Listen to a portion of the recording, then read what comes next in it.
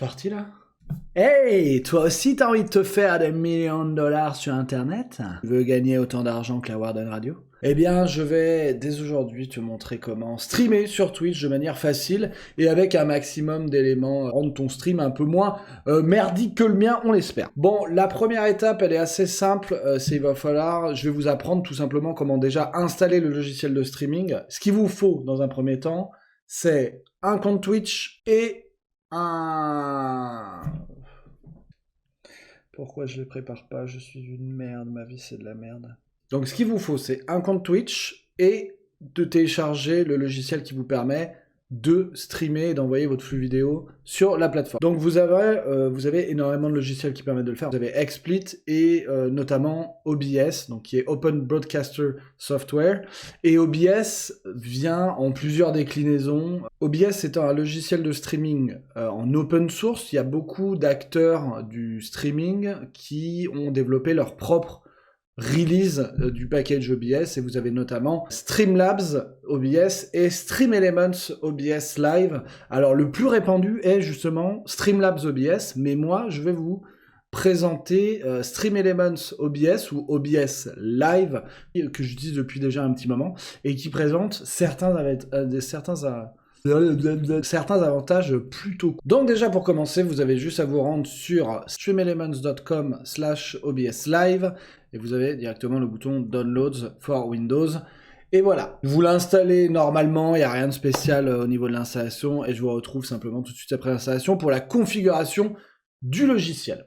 Alors, OBS, pour lancer OBS Live, c'est très simple, vous allez dans votre truc, vous tapez Live, StreamElements OBS Live, donc c'est celui-là que vous devez lancer. Il installe par défaut, de toute façon, OBS Studio, il n'y a pas d'embrouille, mais vous voulez utiliser le Live, et on va voir simplement pourquoi, parce qu'il y a des éléments supplémentaires qu'il n'y a pas forcément dans Studio. Donc une fois que vous êtes arrivé sur le logiciel, vous arrivez sur une page qui ressemble de mémoire à peu près à celle-ci quand vous lancez pour la première fois. Alors, je vous disais, il y a plusieurs, on va dire, packages différents d'OBS. Pourquoi j'utilise OBS Live? On va tout de suite voir pourquoi et tout de suite les activer parce qu'OBS Live permet d'avoir des panneaux supplémentaires qui sont liés à Twitch, notamment le chat, les alertes, c'est-à-dire si vous avez des nouveaux follow, des nouveaux subs, etc. Et vous avez aussi les media requests qui vous permettent d'avoir directement de recevoir les demandes de musique, etc. intégrées à OBS. Donc on va regarder tout de suite. Pour les ajouter, vous allez dans StreamElements et vous avez Chat. On va ajouter l'Activity Feed et vous avez le Media Request qui est juste là. Normalement le chat, moi je l'ai en dark mode. Là je sais pas pourquoi, juste pour la vidéo, juste pour me faire chier, il est en day mode. Passons. Autre avantage d'OBS Live, avant de rentrer dans les détails techniques, c'est que tous les panneaux qu'on vient d'ajouter sont amovibles. C'est-à-dire que je peux mettre l'audio mixeur ici, je peux mettre le Media Request là au-dessus, je peux faire absolument ce que je veux, et surtout, regardez bien, si c'est même des panneaux flottants, c'est-à-dire que là, je peux très bien prendre le Media Request et l'avoir en dehors de la fenêtre principale, ce qui est quand même un truc de ouf. Vous pouvez, par exemple, détacher votre chat. Après, si vous débutez sur le Twitch, ça peut paraître gadget, mais moi, par exemple, j'ai un troisième écran vertical. Oui, 3 écrans, je vous l'ai fait, l'argent des viewers, n'est-ce pas? J'ai un troisième écran vertical qui me permet, du coup, d'avoir le chat, vachement plus agréable, puisque, du coup, j'ai absolument tous les messages. On va faire un petit tour vite fait, tour du propriétaire, pour voir un petit peu les différents panneaux que vous avez, déjà au moins comprendre un petit peu les tenants et les aboutissants du logiciel. Donc comme je le disais, OBS en général vous permet d'envoyer en fait votre flux vidéo sur un serveur, donc souvent le serveur de streaming de Twitch, et vous permet aussi de gérer, de créer vos scènes, d'ajouter vos éléments, d'ajouter les webcams, etc. Voilà, et beaucoup de choses. Donc là on va voir un petit peu qu'est-ce que vous avez comme type de panneau. Donc le premier élément et l'un des plus importants, c'est les scènes. Donc les scènes, ça va être tout ce qui contient différents éléments en fonction des événements que vous voulez créer. Par exemple, donc je vais avoir une scène stream starting, où je vais avoir par exemple un timer qui va compter jusqu'à 0. Une fois que le stream va démarrer, je vais passer à la scène d'intro qui va automatiquement me lancer l'intro de la Warden Radio, et ce genre de choses. Vous assemblez vos scènes avec différentes sources, qui est le panneau que vous avez un petit peu plus bas. Donc si je prends par exemple une scène dont je suis très fier, qui est celle-ci. Alors attendez, on va fermer, pouf, pouf, pouf. Vous avez une scène comme celle-là. Alors normalement, il y a la webcam, là, mais je peux pas avoir de source, évidemment, encore une fois pour me faire chier. Mais vous voyez, là, les différentes sources, on peut du coup enlever...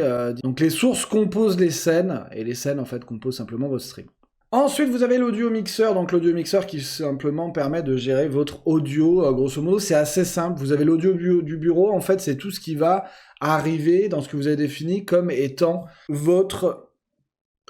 j'ai vomi. Votre périphérique de sortie par défaut. Alors, vous pouvez évidemment tout paramétrer. Vous voyez les propriétés. Donc, si je vais dans la petite roue audio du bureau, propriétés, je peux choisir évidemment les différentes sources de sortie. Donc moi, c'est mon casque SteelSeries, mais ça pourrait être tout à fait autre chose.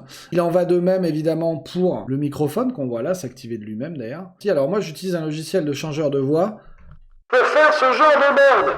Donc là, actuellement, il est défini comme périphérique d'entrée, plutôt, pas de sortie. Mais vous pouvez évidemment définir ce que vous voulez. L'audio, c'est quelque chose d'assez à part. Il y a beaucoup, notamment pour tout ce qui est du microphone, la manière dont... Puisque vous pouvez appliquer énormément de choses, comme des filtres, des noise gate, des compresseurs, des suppressions de bruit. Ça, je ferai peut-être une vidéo à part là-dessus, puisque c'est quelque chose d'assez complexe. Ça fera l'objet d'une vidéo à part. Vous avez ensuite la preview. Alors là, bon, elle est en toute petite parce qu'on a énormément de panneaux. Habituellement, moi, j'ai pas le media request parce que je m'en bats les couilles. D'ailleurs, allez, ça dégage. Donc généralement, voilà, mon truc ressemble plutôt à ça, ce qui est assez confortable. Donc il n'est pas trop gros, pas trop petit, ce qui nous permet du coup d'avoir un retour visuel en direct de ce que voit le spectateur. Donc ça, c'est exactement ce qui va sortir et ce qui va s'afficher sur l'écran du viewer.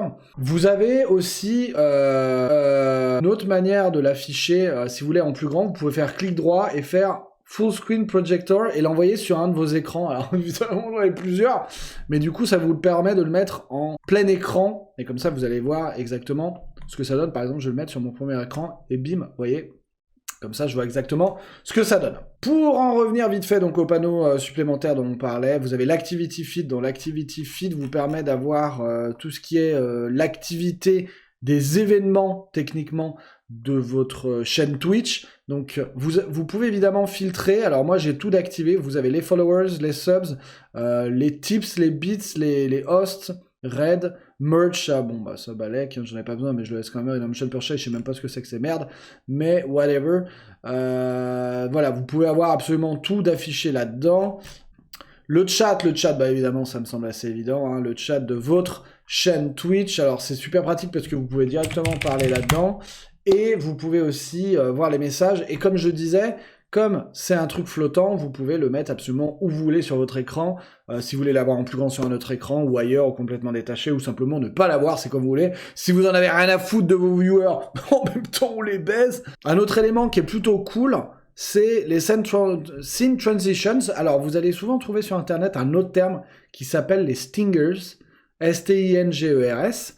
Donc, les stingers, vous pouvez mettre, regardez par exemple, si je mets stinger comme ça va être en fait les transitions entre les scènes. Donc, quand vous mettez en cut, qui est le truc de base, vous avez sauté d'une scène à l'autre, ok. Quand vous allez être en fade, par exemple, vous allez faire un fondu, vous voyez. Donc ça, c'est déjà un peu plus propre.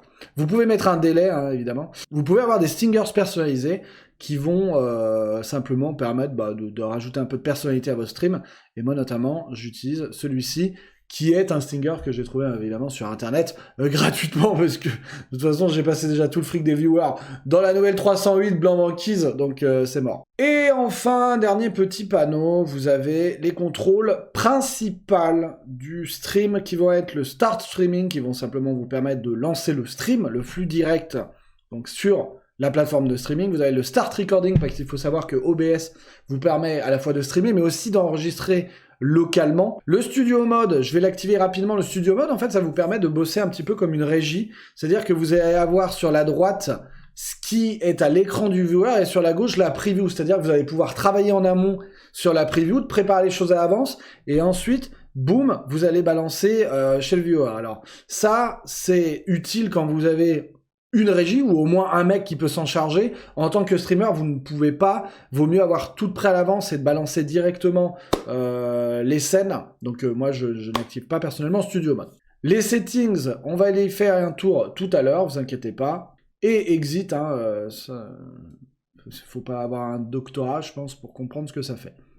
Alors, aujourd'hui, on va pas voir comment faire une belle scène d'intro, comment faire un stream, un écran de start, etc. On s'en fout, ça, en plus, c'est personnel à chaque streamer, chacun voit midi à sa porte. Qu'est-ce que c'est que ces expressions de merde, putain. Pourquoi les gens me regardent, c'est de la merde ce que je fais. On va aller voir en fait dans les paramètres comment vous pouvez au moins rendre votre stream plus que potable d'un point de vue vidéo, qualité évidemment vidéo, au niveau du flux, etc. Comment tout bien paramétrer pour avoir quelque chose de correct, parce que c'est vrai qu'il y a des choses qui sont pas forcément très intuitives. Alors, pour accéder aux paramètres, vous faites... Alors moi j'ai le logiciel en anglais, hein, évidemment, because I'm a very Britannic person. Vous faites fichier, donc File, Settings, et vous voilà dans le panneau principal. Donc vous avez plusieurs onglets, General, Stream, Output, Audio, Video, Hotkeys, Advanced. Donc on va commencer par le général. Alors c'est là où vous choisissez justement la langue, donc moi je mets anglais par défaut, pourquoi ? Mais je pense que c'est bien que la plupart du temps de mettre en anglais. Là vous êtes en train de regarder mon tuto qui est en français, mais il y a beaucoup, voire énormément de ressources sur internet qui sont en anglais. Et par exemple, si vous recherchez beaucoup de choses sur Stream, sur OBS, sur toutes sortes de merde, n'est-ce pas ? Eh bien, vous allez souvent en trouver des tutoriels en anglais, donc c'est bien de pouvoir avoir le logiciel en anglais, comme ça vous avez une correspondance directe de ce que vous dites faire le mec et de ce que vous devez faire. Alors que si vous êtes en français, vous allez être là... Alors, sans confirmation de la ça va montrer panneau de confirmation. Vous allez galérer de ouf, et en plus, vous allez avoir une voix de connard, apparemment, je sais pas pourquoi. Donc, English, le film, donc le thème Dark, ça fait moins mal aux yeux. Vous avez différents thèmes, mais il pue la merde les autres, donc laissez tomber. Les éléments importants, déjà dans la première partie, Output. Show confirmation dialogue when starting streams. Ça, celui-là... Et celui-là, donc ces deux-là, en gros, ça va être des fenêtres qui vont pop à chaque fois que vous allez vouloir démarrer ou terminer un stream en vous demandant « Est-ce que vous êtes sûr de vouloir faire ça ?» Ça, c'est bien, parce que ça vous permet déjà de ne pas lancer des streams involontairement. C'est un coup à... on vous voit vous lustrer gratuitement sur Internet, et ça, il faut au moins faire payer 9,99, je suis désolé. Et pareil, quand vous êtes en stream, si vous faites un misclick et que vous coupez le stream, ça fout un peu les boules. Donc... activer ça, c'est toujours une sécurité supplémentaire. Source Alignment Snapping. Alors ça, c'est un truc à la con. Ça a l'air con comme ça. En fait, qu'est-ce que c'est ? Ça permet que lorsque vous placez des éléments, des sources, ça saute directement sur, on va dire, les éléments les plus proches pour bien s'aligner. Concrètement, par exemple, si je prends une vidéo et que je l'élargis, ça permet que automatiquement, en arrivant proche des bords de mon écran, ça le mette automatiquement... j'ai bugué à la taille de l'écran. Voilà, c'est simplement de la confort hein, pour quand vous faites vos scènes, etc. Donc ça, c'est cool, laissez-le. Projectors, on s'en bat les couilles. System Tray, je sais même pas ce que c'est, mais mettez Enable. Et le reste, on s'en bat les couilles. Pour le général, on a fait le tour. Stream. Alors, stream, tout simplement, là, vous allez renseigner le service sur lequel vous voulez streamer. Je rappelle, petit rappel, si vous êtes Twitch Affiliate ou Partner, si vous êtes Partner, je sais même pas pourquoi je vous explique ça. Si vous êtes Twitch Affiliate, vous avez un contrat d'exclusivité avec Twitch, donc vous ne pouvez pas utiliser Restream.io, etc. Donc vous choisissez votre service, regardez, il y en a plein, je me demande s'il n'y a pas Restream, voilà, Restream.io. Vous avez Mixer qu'on salue au passage, YouTube, etc. Facebook Live aussi, donc vous choisissez Twitch. Vous pouvez choisir votre serveur manuellement, donc vous avez soit automatique, recommandé, alors oui et non. Des fois ça fait de la merde. Donc vous prenez soit le plus proche. Donc maintenant c'est Marseille, il y en avait un à Paris à une époque, mais bon, moi je sais pas pourquoi je suis à Francfort, parce que bon, German Qualitat, I guess. Ensuite vous devez renseigner votre stream key. Alors la stream key en fait c'est une sorte... La stream key c'est tout simplement une clé qui va vous permettre de vous connecter à votre flux. C'est une clé unique, c'est une sorte de password. Alors vous avez deux moyens en fait maintenant sur OBS de vous connecter à votre flux Twitch. Vous avez soit en cliquant sur ce lien-là qui va vous envoyer sur la page internet de Twitch et sur la page sur laquelle dans votre compte figure ce stream key. Ne le filez jamais à personne, ne l'affichez jamais non plus, parce que ça veut dire que quelqu'un peut carjacker du coup votre stream et streamer du cul à votre place et vous faire ban. Ce serait pas pour nous en déplaire, mais pas cool pour le mec qui va se ramasser un ban derrière. Donc vous cliquez là, vous récupérez votre stream key, vous le copiez là, ou alors vous pouvez simplement utiliser l'API de Twitch en cliquant sur Connect Account et vous connectez en entrant votre username password qui fera office évidemment de stream key. Moi j'ai le stream key dans mon cas parce que j'utilise depuis très longtemps et il n'y avait pas encore l'API à l'époque. On va faire un tour maintenant dans l'output. Donc déjà, premier truc à faire, de base, vous allez être en output mode simple. Vous allez passer en advanced pour qu'on puisse tripoter de 3 gamins. Non plus. Fuck! Tripoter de 3 paramètres. Donc, on commence par l'audio track. Là, pareil, l'audio, c'est très compliqué. Je suis un connard. Donc, laissez audio track 1. Ça, c'est vraiment quand vous êtes un show du cul. Bref, on s'en branle. Alors, l'encodeur. L'encodeur, ça mérite une petite histoire. Alors, historiquement, l'encodage permet de transformer votre flux, le compresser un petit peu, afin de l'envoyer déjà plus facilement sur le site de streaming et qu'il soit compatible surtout avec ce que le site de streaming veut recevoir pour le réenvoyer après au viewer. Historiquement, et même encore aujourd'hui, le H264 est le format de compression qui est le plus utilisé sur Internet. C'est le format que vous allez très souvent retrouver sur YouTube et sur les plateformes de streaming. Vous avez énormément de choses qui peuvent encoder sur... Non, en fait, vous avez 2 trucs qui peuvent encoder. Je suis complètement con. Vous avez 2 trucs seulement qui peuvent encoder. Ça va être votre processeur ou votre carte graphique. Alors là, il va falloir faire un choix. Si vous avez une carte graphique éclatée au sol, mais un pros de champion, vous allez vouloir plutôt utiliser le processeur.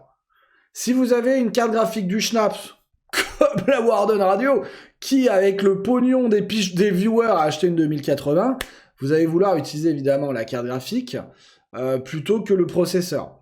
Et si vous avez, grosso modo, c'est dans la même gamme, vous avez un pros à peu près équivalent à la gamme de votre carte graphique, vous allez vouloir toujours utiliser plutôt la carte graphique qui sont des bien meilleurs, on va dire, calculateurs pour tout ce qui est vidéo et 3D en général. Donc là, une fois que vous avez fait ce choix, ça va déterminer l'encodeur que vous allez utiliser. Donc là, vous avez le NVIDIA NVENC, qui veut dire NVIDIA Encoder, H264 qui est du coup l'encodeur natif des nouvelles générations de cartes graphiques. Donc je crois que ça a dû commencer au 900 series, si je dis pas de bêtises. Donc vous allez vouloir utiliser cet encodeur. Donc ça va être votre carte graphique qui va faire l'encodage.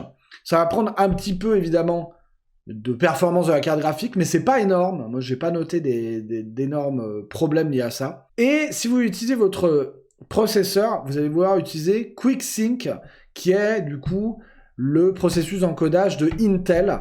Alors, je n'ai pas là, comme ça, les noms pour les équivalents AMD, parce que vous savez que vous avez les processeurs AMD et les cartes graphiques AMD, qui, eux, ont aussi leur propre process d'encodage.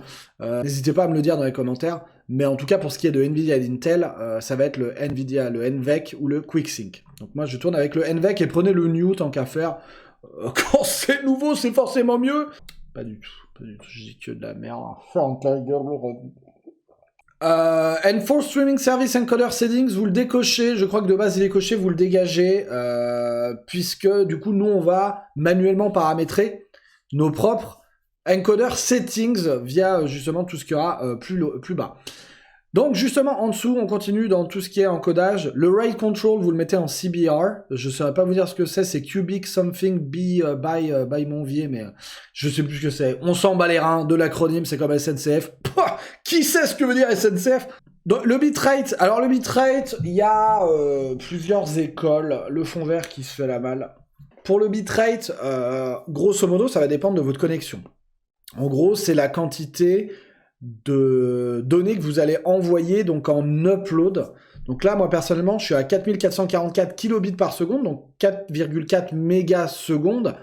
Je vous invite à aller sur des sites pour tester la vitesse de votre connexion et de choisir quelque chose qui est... À partir du moment où vous êtes de toute façon au-dessus des 5 mégasecondes, je conseille d'être aux alentours des 4444, il n'y a pas d'embrouille. De toute façon, vous allez rarement uploader autre chose que votre stream. Vous avez plutôt download. Donc voilà, une connexion fibre, on va dire à peu près normale, pour un stream, on verra la qualité tout à l'heure, mais pour un stream de qualité de 720p, je conseille entre 4000 et 5000. Voilà. Le keyframe, vous le laissez à 0, qui est l'auto, on sait toujours pas ce que c'est, mais balèque. Preset, je conseille quality, vous avez différentes choses, mais mettez-le en quality, et le profile en main, mais pas en high. En gros, le profile, ça va être l'importance que va prêter votre processeur à OBS. Donc si vous le mettez en principe... Pour le profil, vous avez high, main, baseline. En fait, c'est simplement l'importance que va prêter le processeur au processus. Vous le laissez en main. Lookerhead décoché, Sorico Visual Tuning, vous le cochez, je sais pas ce que c'est, mais balèque, on s'en branle. GPU, c'est le nombre de cartes graphiques que vous avez en plus de celles que vous avez actuellement. Donc si vous avez qu'une carte graphique, vous laissez à 0, sinon vous laissez, vous augmentez, mais ça, honnêtement, si vous avez plusieurs cartes graphiques, vous êtes un connard. Max B-Frames 2, c'est pas ce que c'est, mais balèque. Ah, si vous étiez venu pour des explications, vous allez rien comprendre. On va aller dans Recording, parce que Recording, c'est quand même assez intéressant. Le Recording, ça va vous permettre d'enregistrer directement localement des vidéos, sans streamer. Alors, vous pouvez faire les deux en même temps, et évidemment, c'est double pénalité, hein, puisque vous allez encoder et pour le stream, et pour la VOD. Donc voilà. Donc, type standard, recording path, vous le foutez dans le dossier que vous voulez. Recording format, vous avez plusieurs trucs. FLV, MP4, MKV, etc. MP4 étant l'un des formats les plus répandus pour les vidéos, on va dire, qualitatives. Pas du contenu, évidemment. Vu les merdes sur YouTube. Mais bref, audio track, pareil. L'encoder, moi, j'utilise la même chose. Rescale. Alors, le rescale, ça vous permet... Par exemple, imaginons, vous voulez faire des vidéos YouTube, vous enregistrez avec OBS, vous allez jouer à un jeu, vous avez un écran 4K HD du Schnaps, et du coup, vous enregistrez, vous voulez pas enregistrer en 4K HD, parce que ça sert à rien d'avoir une vidéo en 4K HD sur YouTube. Donc vous allez vouloir rescale, ça veut dire que ça va enregistrer votre écran en 4K, mais ça va le compresser dans une résolution inférieure pour que ça prenne beaucoup moins de place, et voilà. Donc vous allez cocher rescale, et vous allez choisir format les plus répandus. Bon, moi, je le fais pas parce que je suis déjà en 1080, donc bah les couilles. Pareil pour l'encodage, Ray Control CBR. 2500, là, j'ai mis. Bon, je vais mettre 5000, vous voyez, je suis un singe. Keyframes, pareil. Preset Quality. Profil, je vais le remettre en main. GPU, voilà. On apply, déjà, parce que moi, j'avais pas fait ça. Connard. L'audio, vous touchez à rien. Vous vérifiez que vous avez la même chose que moi. Bitrate 162 partout pour les tracks. De toute façon, on a que la une d'activer. Vous touchez à R, bande de bâtards. Replay buffer, balérin, ça sert à rien. Maintenant, l'audio. Alors, l'audio, vite fait, on va faire un petit tour rapide. Sample rate, vous mettez du 44.1 kHz en stéréo. Allez pas péter des boulards. Si vous faites des vidéos en 7.1 Dolby Digital, c'est vraiment que vous n'avez pas besoin d'être sur cette vidéo. C'est soit vous êtes une merde et vous me regardez, soit vous êtes meilleur que moi. Quoi? Tu crois que t'es meilleur que moi? C'est ça? Bref. Device. Donc ça, c'est très simple. Quelle est la source de votre audio bureau, c'est-à-dire Windows? Tous les sons que vous avez, son du jeu, la musique, le truc insupportable quand vous avez une mise à jour Windows, etc. Donc là, vous choisissez, comme je vous l'ai montré tout à l'heure, c'est souvent votre casque, vos enceintes, vos haut-parleurs, ce que vous voulez. Le micro ou l'auxiliaire audio, le microphone, pareil, vous choisissez, ça peut être ce que vous voulez. Si vous utilisez comme moi un truc intermédiaire, une sorte de compresseur ou ce que vous voulez, ou un truc de changeur de voix, vous n'oubliez pas de le définir comme. Meters, fast, sample peak, balérin. Monitoring device, default, il n'y a pas d'embrouille. Et là, c'est des hotkeys pour toutes les scènes qui contiennent du son, donc c'est souvent des vidéos, etc. Donc ça, on n'y touche pas. C'est normal que vous n'avez pas ça, hein. Ça, c'est des sources. C'est des sources que j'ai ajoutées moi-même, qui dépendent vraiment de mon stream à moi, donc vous embêtez pas avec ça. La vidéo, ça y est.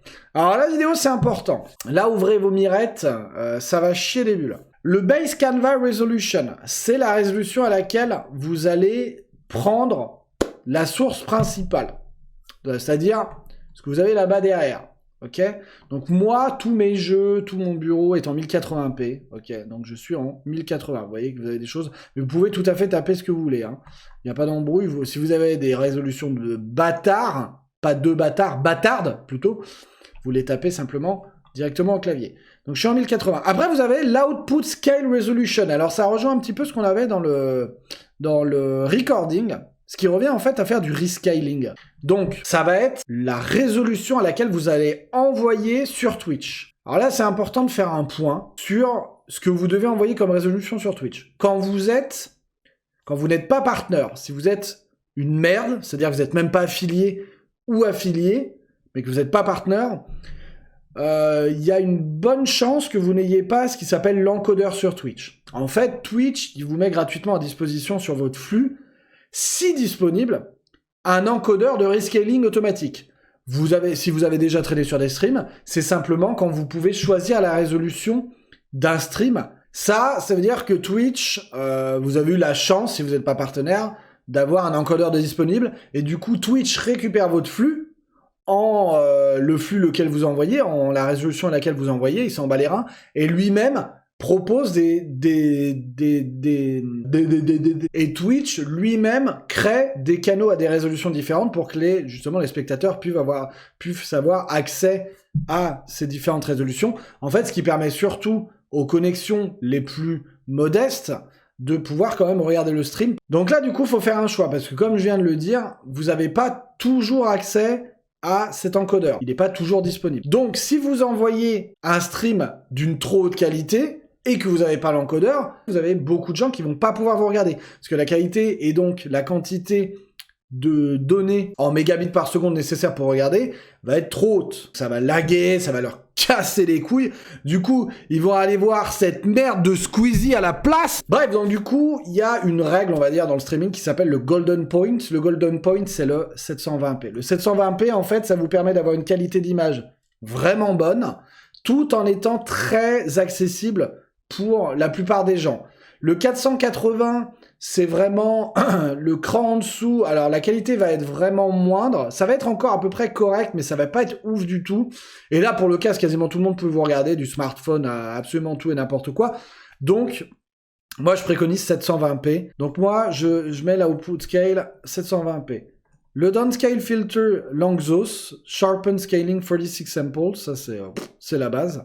Common FPS Value, alors là vous pouvez choisir, moi je suis en 60 FPS, vous pouvez passer en 30, ça va dépendre aussi de votre connexion, voilà. Les hotkeys, c'est vraiment si vous voulez des raccourcis de déglinguex pour lancer énormément de choses à partir de votre clavier, mais ça sert pas à grand chose. Dans les paramètres avancés, il y aura pas énormément de choses à voir. Priorité du process, ça va être encore vis-à-vis de votre processeur, la priorité du processus OBS, donc vous laissez en normal. Il faut pas que le processeur se sacrifie pour OBS à défaut des jeux ou des autres choses qui tournent derrière. Vidéo, il y a rien d'important là-dedans. Alors là-dedans, il y a un truc qui peut vous servir, c'est le stream delay. Alors là, je m'en sers jamais, mais ça peut servir par exemple pour certains jeux. Vous avez forcément entendu parler déjà de stream sniping, c'est quand des spectateurs viennent sur votre stream pour, par exemple, voir dans un jeu multijoueur où vous êtes et venir vous flinguer, ou vous voler, ou ce genre de choses.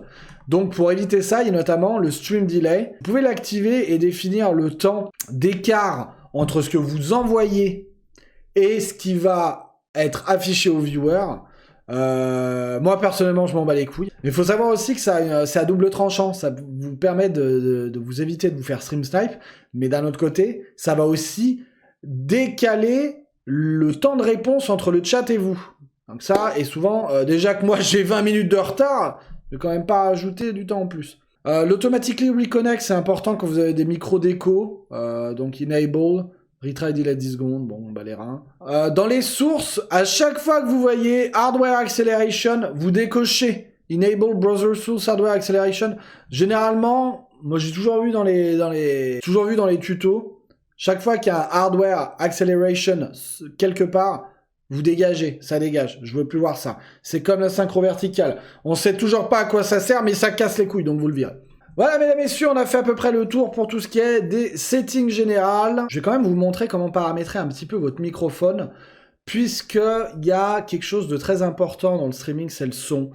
On le dira jamais assez, je pense que si vous avez regardé d'autres tutos, il faut pas hésiter à le marteler. Restez chez vous, le virus... Non, c'est pas ça. Excusez-moi, je m'évapore, je m'égare. Le son, il faut savoir qu'un stream où il n'y a pas de webcam, on s'en bat les couilles. Un stream où le son est dégueulasse, ça par contre... il n'y a personne qui va rester. Donc le plus important, avant de vous acheter une webcam du Schnaps, c'est de vous acheter un bon microphone et de bien configurer votre input son. Donc je vais le faire rapidement avec vous. Alors moi j'ai actuellement un microphone, c'est un Blue Yeti. Donc c'est un truc un petit peu...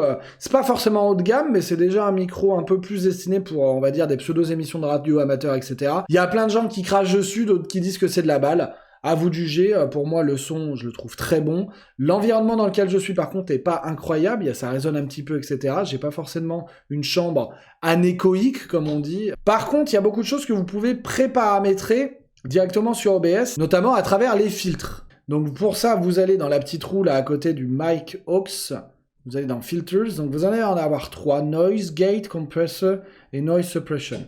Le Noise Gate en fait c'est simplement le filtre passe-bande qui va vous permettre de dégager les bruits de fond pour éviter que votre micro s'active, on va dire, en permanence. En fait, le micro va virtuellement se désactiver tant que vous n'allez pas dépasser un certain seuil où ça va virer tous les bruits ambiants, etc., qui ont des niveaux assez faibles. Donc ça, il va falloir jouer avec en fonction de votre micro, de la distance que vous avez avec votre micro, etc.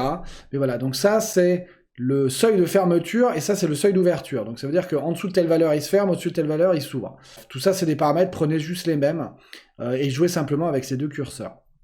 Le compresseur, ça va permettre notamment de faire en sorte que quand je gueule comme ça sature pas le microphone. En fait, il va pré-processer le son et écraser mon pétage de boulard pour pas que j'aille, vous voyez dans la barre là, saturer dans les rouges. En fait, le but, c'est toujours de vous essayer de vous maintenir au bout du vert et à la limite du jaune. Vous voyez, donc ça, et ça d'ailleurs, vous pouvez jouer aussi avec ce petit slider là qui vous permet justement de gérer le gain en décibels directement du micro. C'est pareil avec le volume, hein, tout simplement. Donc le ratio, ça va dépendre de vous. Vous prenez ça comme base et après vous allez vous-même, au niveau du seuil par exemple, vous allez jouer avec pour voir ce qui vous convient le mieux. Et le noise suppression, ça va être pareil, ça va être tout ce qui est bruit de fond, simplement appliquer une atténuation. Voilà, donc on a fait le tour un petit peu donc pour le son, pour la vidéo. Pour tout ce qui est... je ne veux pas vous apprendre spécialement à comment faire un stream, c'est-à-dire comment ajouter des sources, des éléments, etc. Il n'y a pas... Ça, c'est pas mon rôle. Et moi, je voulais simplement vous montrer les paramètres et comment paramétrer bien vos streams pour que ça soit quelque chose, on va dire, au moins d'un point de vue technique et paramétrage de qualitatif. Donc, une fois que vous avez ça, eh ben, vous allez pouvoir lancer votre premier stream simplement en appuyant sur le bouton Start Streaming. Voilà, mesdames, messieurs, j'espère que ça vous a plu. J'espère vous retrouver peut-être une prochaine fois pour un autre tuto. J'ai des tutos différents pour tout et n'importe quoi. Je vais essayer d'en faire. De toute façon, on n'a rien d'autre à foutre en ce moment. Donc, n'hésitez pas à follow la chaîne, évidemment. Et retrouvez-moi sur Twitch, twitch.tv/warden50, qui sera évidemment dans la description. Et je vous dis à très bientôt et passez une très bonne journée, soirée, peu importe. De toute façon, je m'en bats les couilles. Bye bye.